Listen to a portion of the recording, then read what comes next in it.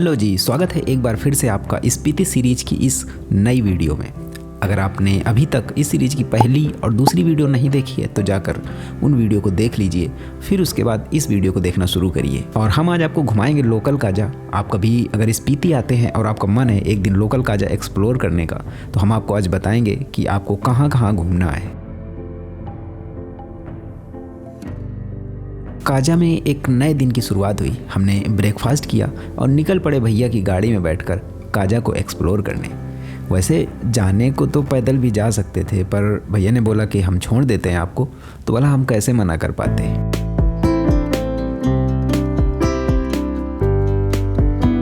सबसे पहले हम गए काजा मोनेस्ट्री के पास में स्थित एक नवनिर्मित स्थान, या फिर यूँ कहें कि काजा में बनाई गई बुद्धा स्टैचू के पास।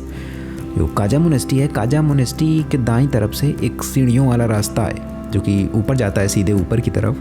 तो काजा मोनेस्ट्री के दाईं तरफ से एक सीढ़ियों वाला रास्ता ऊपर जाने के लिए, जिससे ऊपर स्टैचू तक जाने में आपको हार्डली ये समझिए कि 5 से 7 मिनट का समय लगेगा। लेकिन मैं तो पहुंच गया था 5 मिनट में।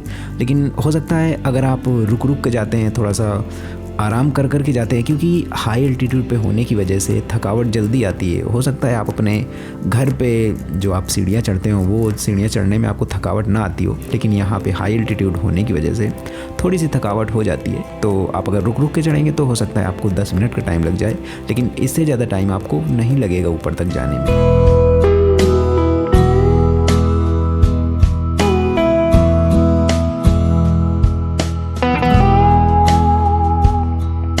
और 5 मिनट सीढ़ियाँ चढ़ने के बाद हम पहुँच गए थे इस खूबसूरत प्लेस पर, जो दूर से जितना खूबसूरत लग रहा था, पास से देखने पर ये और भी खूबसूरत लगता है। एक अलग सी वाइब है यहाँ की। और यहाँ पर हम 2 ही लोग थे। थोड़ी देर बाद भैया चले गए क्योंकि उन्हें कुछ काम था। वैसे तो वो रुकते, लेकिन उन्हें कुछ काम था तो वो यहाँ से चले गए। अब यहाँ पर मैं अकेला ही बचा था।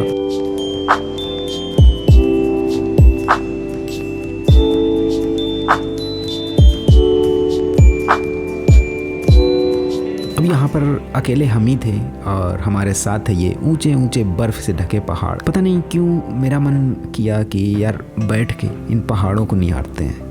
एक अलग सी पीसफुल वाइब आ रही थी यहाँ पे। तो फिर क्या, हमने भी अपने दिल की सुनी और बैठ गए इन वादियों के बीच में। वैसे मैंने एक चीज़ महसूस की है कि जहाँ पर भी बुद्धा की स्टैचू होती है, वहाँ पर उसके आसपास का जो एरिया होता है, उसका जो बुद्धा स्टैचू होती है, वहाँ आसपास जो भी वाइब होती है वहाँ की, वो बड़ी एक अलग सी पीसफुल वाइब होती है। ये मैंने कई बार एक्सपीरियंस किया है, कई बार मैंने ये चीज़ें महसूस की हैं। और हो सकता है कि आपने भी कभी महसूस किया हो, ऐसा फ़ील किया हो कभी आपने। अगर कभी फ़ील किया तो मुझे कमेंट करके बताइए कि क्या ये सही है, मतलब आपने भी कभी फ़ील किया है या सिर्फ मैं ही ये चीज़ें फ़ील करता हूँ। और आपको ये प्लेस कैसा लगा ये भी बता ही दीजिए यार। आप लोगों का कमेंट आता है तो मुझे भी खुशी होती है कि हाँ, कोई तो है जो मेरा वीडियो देख के, अच्छी तरह से देख के उसे और कमेंट करके मुझे बता रहा है। तो इस वजह से यार कमेंट करके बता दिया करो कि वीडियो में क्या अच्छा लगा, क्या ख़राब लगा। मैंने यहाँ पर लगभग 1 घंटे का समय यहाँ पे बिताया। मैं बैठा रहा यहीं पे, यहाँ पर फ़ोटो क्लिक करी और टहलता भी रहा यहाँ पे। मुझे बड़ा सुकून अंदर से फ़ील हुआ। मेरा तो मन कर रहा है कि अभी मैं और यहीं पे बैठा रहूँ।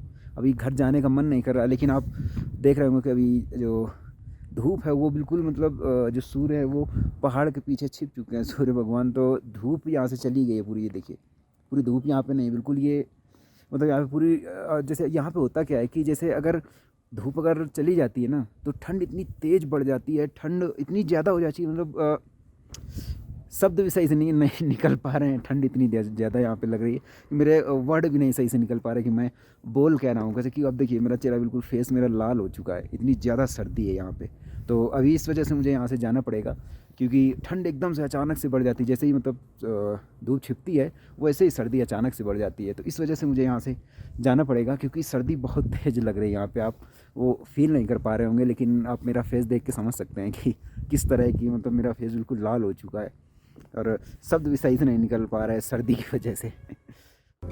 इस स्टैच्यू के पास काफ़ी देर पीसफुल क्वालिटी टाइम बिताने के बाद हम गए इस खूबसूरत सी साक्य तेंगु मोनेस्ट्री के पास। अब हम इसका नाम भले ही ना सही प्रोनाउंसिएट कर पा रहे हों, पर जो भावनाएं हैं हमारी वो इसके लिए पूरी तरह से पवित्र हैं। क्योंकि नाम यहाँ का यार ऐसा होता है कि नाम मतलब अब ऐसे ही नाम जो होता है वो कभी कभी हो सकता है कि हम जो प्रोनाउंसिएट करते हैं वो नाम सही से ना ले पा रहे हो, क्योंकि हमें आदत नहीं है इस तरह के नामों को लेने की।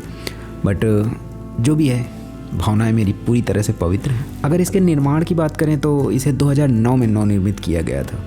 वैसे जो पुरानी वाली मोनेस्ट्री थी वो भी इसी जगह पर थी, पर उसी को रिनोवेट करके ये नई मोनेस्ट्री बनाई गई। और यार एक बात तो है, इसकी जो जीवंत बौद्ध वास्तुकला है ना, वो तिब्बती संस्कृत के जो शाक्य संप्रदाय है उसकी एक सुंदर तस्वीर दर्शाती है। इसमें जो भी तस्वीरें बनी हैं, जो भी यहाँ पर चित्रकारी की गई है, सारी चीज़ें एक शाक्य संप्रदाय की जो सुंदर तस्वीर है उसे दर्शाती हैं। और इसमें की गई रंग बिरंगी जो पेंटिंग है पूरे सुरुचिपूर्ण ढांचे में एक जटिल विवरण को उजागर करती हैं।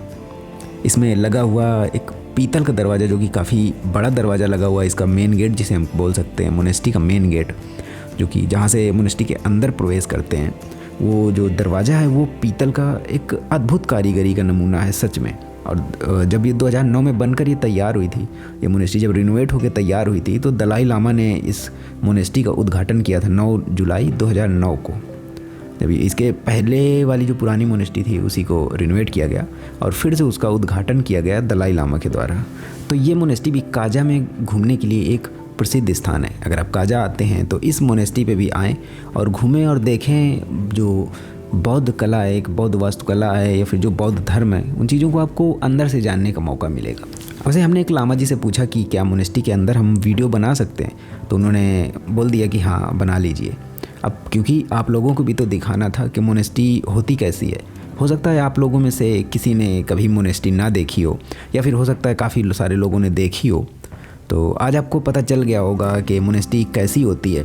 और जो बौद्ध धर्म में जैसे जो मोनेस्ट्री होती हैं, जैसे कि उसमें जो चित्र बने होते हैं या फिर जो भी चित्रकारी होती है, वो सब क्या चीज़ें होती हैं, ये सारी चीज़ें आपने देखी होंगी आज। तो इस बात पे वीडियो को लाइक करना तो बनता है। आखिर आपको घर में बैठे बैठे वर्चुअली सब कुछ घुमा रहे हैं, तो आपके एक लाइक का हक तो हमारा भी बनता है। अब ये मोनेस्ट्री देखने के बाद हमारा मन किया रिवर साइड जाके कुछ देर बैठने का। तो फिर क्या, चल दिए रिवर साइड का रास्ता ढूंढते हुए। अब रास्ता देख रहे थे और ये भी सोच रहे थे कि यार अगर एक चाय मिल जाती ना पीने को तो मज़ा ही आ जाता।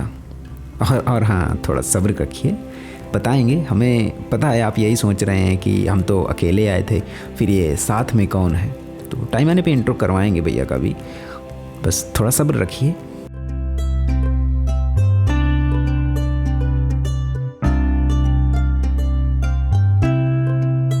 और ऐसे ही टहलते टहलते काफ़ी दूर तक चलते जा रहे थे, आसपास देख भी रहे थे कि अगर कुछ चाय का जुगाड़ हो जाता तो सही रहता। फिर ये हमें दिखा ये हिमाचल टूरिज्म का होटल स्पीति। इसमें हमने पहले सोचा कि यार देखते हैं अब इस पे चाय मिलेगी या नहीं मिलेगी, और फिर भी हमने सोचा कि चलो यार अंदर जाके पूछते हैं कि अगर चाय मिल जाए तो अंदर जाके हमने पूछा तो पता चला कि हाँ चाय तो मिल ही जाएगी।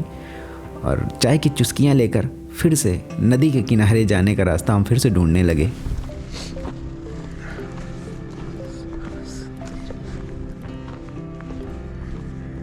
और रास्ता ढूंढते हुए फिर से आगे की ओर चलने लगे। हम सोच रहे थे यार कहीं से तो जाने का रास्ता होगा, कहीं से जाने का रास्ता तो होगा जो नदी के किनारे हमें लेके जाएगा। पर थोड़ा सा आगे ऐसा लग रहा था कि बस पहुंच ही गए, और पास जाके देखा तो पता चला कि हम तो नदी से 100 फुट की ऊंचाई पर हैं। फिर करते भी क्या, आगे फिर से बढ़ने लगे, फिर से देखने लगे कि शायद कोई नया रास्ता हो। और आगे बढ़ते बढ़ते कुछ गलियों से होते हुए, घरों के पास से होते हुए हम पहुंच गए एक काजा के स्कूल के पास। अब हमने सोचा कि यार किसी से पूछ लेते हैं, रास्ता पूछ ही लेते हैं, कि नदी के किनारे जाने का रास्ता ही पूछ लेते हैं पहले। रिवर साइड जाने का रास्ता इधर से, नदी की तरफ जा सकते हैं यहाँ से, रिवर साइड जा सकते हैं, रिवर की तरफ। रिवर, हाँ नीचे जाना था हमको रिवर की तरफ।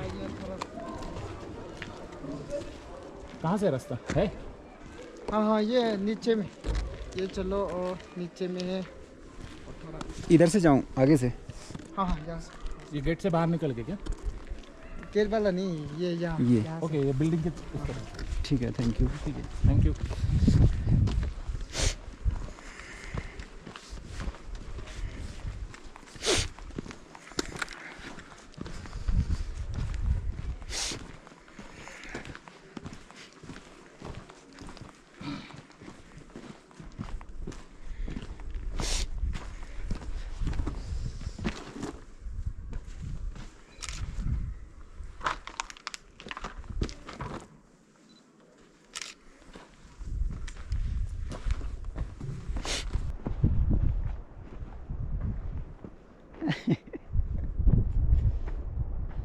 15-20 मिनट में धूप चली जाएगी।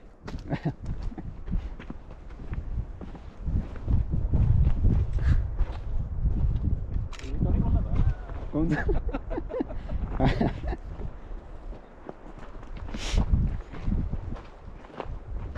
तो यार आज रास्ता तो हमें नहीं मिला, फिर कभी ट्राई करते हैं नदी किनारे बैठने का, या फिर अभी शायद आज रास्ता नहीं मिल पाया तो आज तो जा नहीं पाएंगे, लेकिन फिर भी कभी ट्राई करते हैं, फिर नदी किनारे भी बैठेंगे जाके आराम से, फिर आपसे बातें करेंगे कुछ।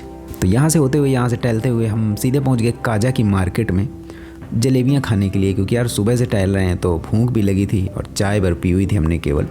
तो हम पहुंच गए सीधे मार्केट में कि चल के यार जलेबियाँ खाते हैं। और जब आप काजा आते हैं तो कभी इधर काजा की मार्केट में आइए, तो ये संजू स्वीट्स एंड जो फूड कॉर्नर है, यहाँ की जलेबियाँ खाना मत भूलिएगा, क्योंकि एक बार अगर आप यहाँ की जलेबियाँ खा लेंगे तो हो सकता है कि जब तक आप यहाँ पे रहें तो रोज़ आपका शाम को मन करे कि चलो यार चल के जलेबियाँ खाते हैं। क्योंकि मैंने जब से खाई तो फिर मैं उसके बाद डेली यहाँ पे आता था जलेबियाँ खाने के लिए। और यहाँ से जलेबियाँ खा के हम सीधे अपने होम स्टे पहुँच गए और भैया ने हमें गर्मा गर्म चाय पीने को दी, और चाय की चुस्कियों के साथ इस वीडियो को ख़त्म करते हैं, क्योंकि ज़्यादा वीडियो लंबा करना अच्छी बात नहीं होती ना, फिर आप लोग देखते नहीं हो वीडियो, आप सोचते हो कि यार वीडियो इतना लंबा है क्यों ही देखें। तो चाय की चुस्कियों के साथ इस वीडियो को यहीं पर ख़त्म करते हैं। और वीडियो आपको कैसा लगा हमें कमेंट करके बताइए, और अगर चैनल सब्सक्राइब नहीं किया है तो कर लीजिए, इंस्टाग्राम पर फॉलो कर लीजिए स्पीति की खूबसूरत फ़ोटोज़ को देखने के लिए।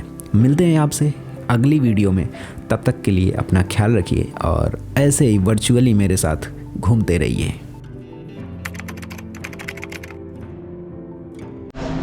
तो अभी हम पहुँचे इस वर्ल्ड हाईएस्ट पेट्रोल पंप पे पेट्रोल डलवाने के लिए, क्योंकि यहाँ से पेट्रोल डलवाने के बाद फिर चलेंगे आगे घूमने। हाय, माय नेम इज रवि और मैं काफ़ी शर्मीला हूँ मैं।